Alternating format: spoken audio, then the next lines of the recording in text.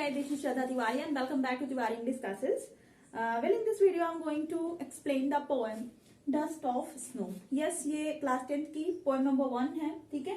और इस पोएम के जो पोएट हैं वो कौन है? रॉबर्ट फ्रॉस्ट हैं। ये एक अमेरिकन पोएट हैं, ठीक है। बहुत ही वेल नोन पोएट ये रहे हैं अमेरिका के, ठीक है। एंड इन्हें 4 टाइम्स इन्हें पुलित्जर प्राइज भी मिला है। तो डस्ट ऑफ स्नो इस पोएम का नाम है। और पोएम जो अगर इसका मीनिंग देखें तो स्नो का डस्ट, यहाँ पे कुछ पार्टिकल्स, ठीक है। तो सबसे पहले इस पोएम को जो हम पढ़ेंगे, पहले हम पोएम की थीम समझेंगे और उसके बाद हम इस पोएम को लाइन बाय लाइन क्या करेंगे, एक्सप्लेन करेंगे, so that you can grasp it easily. Okay, तो अगर हम थीम देखें तो यहाँ पे मैंने थीम लिखा है कि जो पूरी पोएम है वो किस पे सेंटर्ड है, वही होता है उसका थीम। तो देखो, the main theme of this poem is nature, ठीक है। अगर इस पोएम की हम एक मेन थीम की बात करें कि ये पूरी पोएम किस पे सेंटर्ड है, तो वो क्या है आपका? नेचर है। नेचर मीन प्रकृति। Where poet presents before us the power of nature. और इस पोएम में जो पोएट है वो क्या प्रेजेंट करता है हमारे सामने? Power of nature. Power mean एक नेचर के अंदर क्या क्या शक्ति होती है, उसकी सुप्रीमेसी दिखाता है इस पोएम में।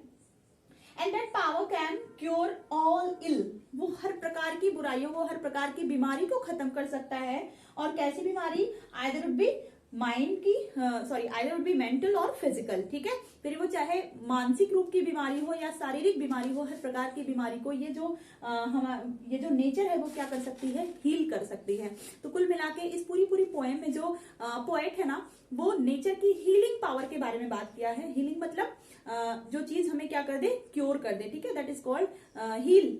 किसी चीज को क्योर करना, किसी भी बीमारी को या किसी भी वुंड को क्योर करने के प्रोसेस को हम क्या कहते हैं? हील कहते हैं, ठीक है। तो कुल मिला के यहाँ पे नेचर को एक हीलिंग पावर के रूप में दिखाया गया है। अच्छा, एक चीज और कि इस पोएम में ना पोएट ने थोड़ा सा आयरनी यूज किया है, ठीक है। आयरनी ये है कि इसमें जो 2 नेचुरल ऑब्जेक्ट का इन्होंने यूज किया है, एक है हेमलॉक ट्री और दूसरा क्या है? क्रो। और देखा जाए तो ये दोनों ही इनऑस्पिशियस माने जाते हैं, अशुभ माने जाते हैं, ठीक है।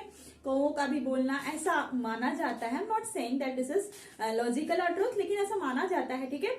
हमारे स्क्रिप्चर्स में ऐसा कहा गया है कि जो हेमलॉक ट्री और ये क्रो क्या है? इनऑस्पिशियसनेस के सिंबल है। लेकिन इस पोएम में पोएट ने आयरनी यूज करी गई है, आयरनी इसने यूज किया है ये दिखाते हुए कि वो दोनों ही चीजें जो इनऑस्पिशियसनेस के सिंबल हैं, यहाँ पे वो उसको क्या कर देते हैं? पूरी तरीके से हील कर देते हैं, ठीक है। तो अब हम पढ़ते हैं इस पोएम को लाइन बाय लाइन।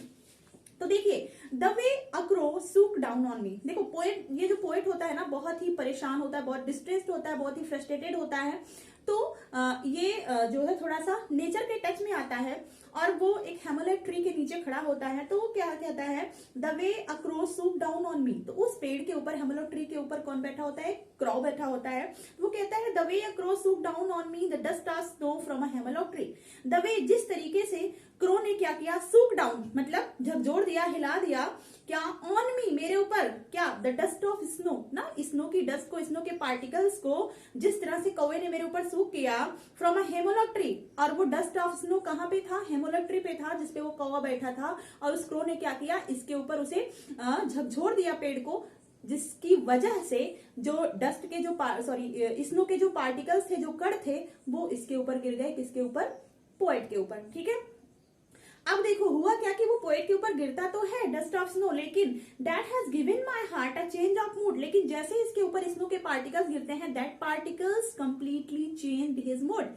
वो मूड जब वो बहुत, क्योंकि वो इसके पहले मैंने बताया वो बहुत परेशान था, बहुत फ्रस्ट्रेटेड था, लेकिन जैसे उसके ऊपर स्नो के पार्टिकल्स गिरते हैं, जो कि क्रो गिराता है, तो उस पार्टिकल्स गिरने के बाद ही तुरंत वो क्या हो जाता है? उसका मूड क्या हो जाता है? चेंज हो जाता है, रिफ्रेश फील करता है वो। And saved some part of a day I had rued. यहाँ पे रिग्रेट देखो, आई हैड रूड, वो कहते हैं कि जो जिस पूरे दिन को जिसको मैंने खराब किया, जिसके लिए मैं रिग्रेट फील करता रहा, क्योंकि मेरा पूरा दिन खराब रहा, लेकिन वो जो दिन का थोड़ा सा पार्ट बचा था, जो दिन का थोड़ा सा हिस्सा बचा था, उस पर्टिकुलर डे के उस पार्ट को इस स्नो के पार्टिकल्स ने क्या कर लिया? बचा लिया। मतलब कहने का मतलब पूरे दिन में क्या था? बहुत परेशान था, लेकिन जैसे मेरे ऊपर स्नो के पार्टिकल्स गिरे, मेरा मूड क्या हो गया? फ्रेश हो गया। मैं एकदम फ्रेश महसूस करने लगा। ऐसा लगा कि मानो मेरी सारी परेशानियां क्या हो गई हैं? गायब हो गई हैं। तो जो दिन का बचा हुआ हिस्सा था, उस हिस्से को क्या कर लिया? स्नो ने क्या कर लिया? बचा लिया।